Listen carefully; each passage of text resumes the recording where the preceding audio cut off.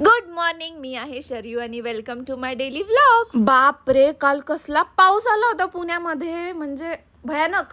आणि मग आज सकाळी नॉर्मल होतं, तर मग आम्ही त्याच वेळेत उठलो आणि वॉकला निघालो. आम्ही आज विचार करतोय की वॉकला ड्रॅगन गार्डनला जायचं, म्हणजे छान वॉकिंग पाथ राहील तर मजा येईल.